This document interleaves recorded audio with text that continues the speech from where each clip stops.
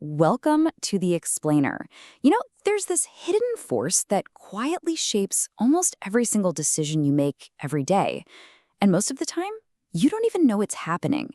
We're going to talk about cognitive bias. Think about it. From the moment you wake up, what to wear, what to eat, whether to hit that snooze button, your day is just a nonstop series of choices. And it feels like you're the one in charge, right? You're the one steering your own ship. But what if I told you that's not exactly true? What if there's a hidden co-pilot in your brain making a ton of those decisions for you? And this co-pilot? It's got its own agenda. Okay, so this hidden co-pilot works by using a whole system of, mental shortcuts. And if you really want to get why we think and act the way we do, you've got to understand these shortcuts. So what are we really talking about here? Cognitive bias. It's just your brain's natural go-to move. It uses these shortcuts, the fancy term is heuristics, to sort through information super fast. Now, a lot of the time, this gets us a good enough answer. But, and this is a big but, the trade-off is that these shortcuts can sometimes lead us down the wrong path to decisions that aren't actually the best ones. All right, let's make this real. Let's say you see a dog. What happens? Step 1, your brain goes, okay, that's a dog. It classifies it. Step 2, it instantly digs through your memories and association. Maybe a dog snapped at you when you were a kid. Step 3, prediction. Your gut clenches. You feel a jolt of fear. Your brain is predicting danger. See what happened? In literally a fraction of a second, your brain skipped a calm, rational look at this specific tail-wagging dog and jumped straight to a conclusion based on the past. That right there is cognitive bias doing its thing. Now, it's so easy to hear the word bias and think, oh, that's a problem, a bug in my brain's programming. But hold on, that's not the full picture. Actually, it's more like a feature. You see, cognitive bias didn't just pop up out of nowhere. It's an evolutionary feature. It developed as a survival tool to keep us safe by helping us act fast and reduce risk. Think about it. When you're driving and a car suddenly swerves into your lane, you don't pull out a calculator and start figuring out stopping distances, right? No! You slam on the brakes. That's not conscious thought. That's your ancient, life-saving bias taking over. So if bias is a feature, what's driving it? Well, it turns out your brain is basically running on 4 key priorities, 4 hidden drivers that create all these shortcuts. Let's dig into them one by one. Okay, driver number 1, and this is a big one, reduce risk. Your brain is, first and foremost, a safety machine. It's hardwired to avoid danger and loss, way more than it's wired to seek out gains. And you see this play out all the time. Like how losing $20 feels way, way worse than the good feeling you get from finding $20. It's also why we get paralyzed by what ifs, just endlessly thinking about what could go wrong. And of course, it's why we stick to our routines.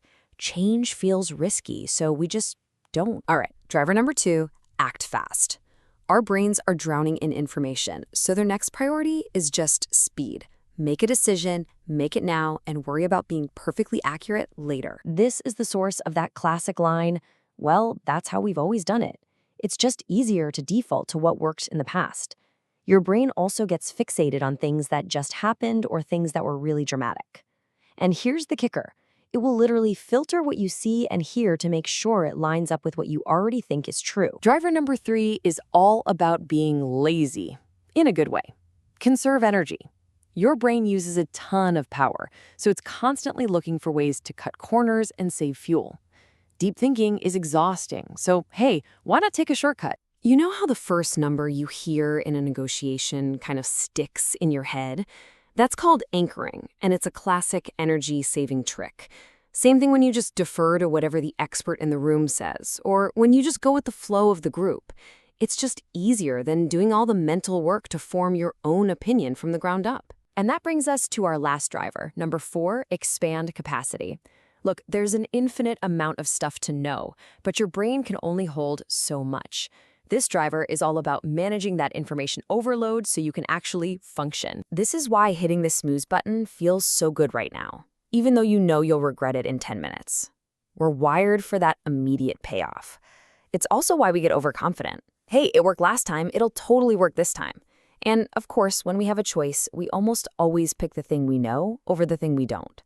The familiar just feels safer, easier. Okay, so being wired to avoid risk, act fast, and be lazy, it might sound kind of bad. But here's the good news. Once you know how the system works, you can start to outsmart it. You can work with your brain's programming instead of just being a victim of it. But here's the fundamental problem, right? Trying to spot your own bias is like trying to see your own eyeballs. It's almost impossible because it's happening unconsciously. But we are absolute experts at spotting bias in other people. And that, right there, is the secret. We need other people, and we need tools to act as a mirror. So where do you even start? It's really a simple two-step deal. Step 1, just admit it exists. Acknowledge that you have biases. Seriously, that's half the work right there. Step 2, start using frameworks, simple tools that give you and your team a way to talk about bias without it getting personal. It creates the common, objective language so you can say, hey, are we anchoring on that first number instead of you're being irrational? Okay, so we've gone through the what and the why and the how, but let's get to the bottom line. Why should this really matter to you, in your job, in your life? Because when you get this stuff, it stops being a cool psychology fact and becomes a practical tool. You can suddenly see what's really driving people, not just what they're saying. You have a shared language with your team to make better decisions together. And maybe the biggest thing, it forces you and everyone around you to stop and actually question your own gut feelings and assumptions. So I'll leave you with this one question to chew on. Our brains are perfectly evolved for surviving in the savannah. They're built for quick, simple life or death choices. But that's not the world we live in anymore. Our world is complex, it's messy, and demands deep, careful thought. So the real question for all of us is, how do we evolve our thinking to catch up? Thanks for joining me on The Explainer.